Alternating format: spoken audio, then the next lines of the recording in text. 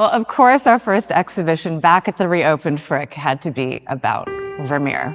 Of course.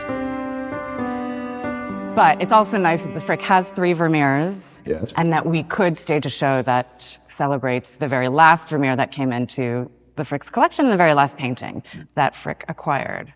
Well, it makes a very interesting choice of subject for an exhibition because there are 2 other paintings that match this theme. And of course, they've never been brought together in one gallery before. It's just 3 paintings, but you can get so much out of them. Yes, these are love letter paintings. That's fairly clear from a number of clues. But, what is going on here is a courtship or a love affair.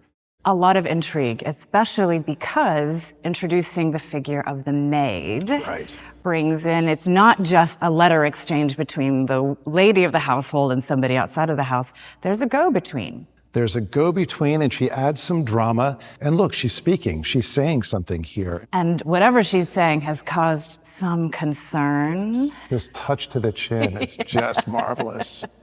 But then there's just the beautiful objects of luxury that are around epistolary exchange and letter writing. The silver inkstand and the shaker. Yeah, you would sand your ink after you write with it to help it dry faster.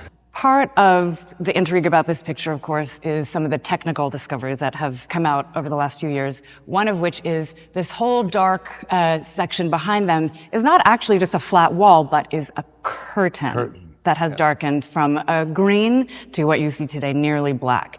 Actually, there are curtains in the other 2 pictures too, which could give us a chance to look at how space could be divided and privacy could be created. So this is the picture from the National Gallery of Ireland in Dublin, and our lady here is in the act of writing. She's really focused.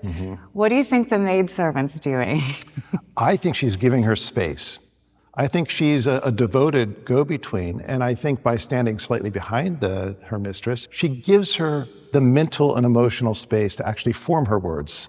I think it's hard today to think about, without text messages, without emails, what it's like to correspond with people. Right. And if you have a message that you want to get to someone who you shouldn't be corresponding with, you really have to depend on a trusted go-between, which is often the servants of the household. And of course, the last, even more provocative clue that he provides is this painting on the wall behind. What is it depicting? This is the finding of Moses. And the painting itself doesn't survive, but we can recognize the subject matter from enough of the visual clues within the painting. And this is the Pharaoh's daughter has rescued the baby Moses, who was sent in a basket down the river. She's bathing with her maids, and the maids help her rescue the baby. The maids have to keep this a secret. And I think that's the analogy here being built. How poignant. Yes. And then the last and the smallest of the 3 pictures that are on view almost bring all of this together in a even more compressed, dense, and dramatic moment, because of the size and the perspective, we're looking at the scene of the figures through what? Where are we? Through what is a great question. Where are we standing? And it looks like maybe a storage area or a hallway. Vermeer is such a neat, marvelous painter of these very well-appointed interiors. And then he gives us a wall with a map hanging on it, a darkened, stained wall, crumpled sheet music on the chair. He puts us in the position of voyeurs. And what is she playing, Rob? Because this is a big part of some of the early provenance. Yes, she's playing what's called a cittern, and it's not an instrument that we're familiar with today. It's a bit different than a lute, but also popular at the time. And what's interesting here is that this painting shows up in a document from just after Vermeer's death, which describes it as a woman playing a cittern, and this is the only painting that fits that description. And meanwhile, the Frick's Mistress and Maid, its early provenance actually was in the hands of Vermeer's greatest patrons, also probably a woman. That's right, Maria de Knauth, who may have been more the driving force behind the patronage of Vermeer's works.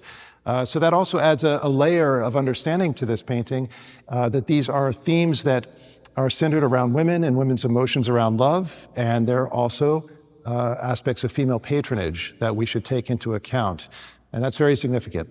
So the 3 paintings in Vermeer's love letters actually have a lot to do with the women in Vermeer's life.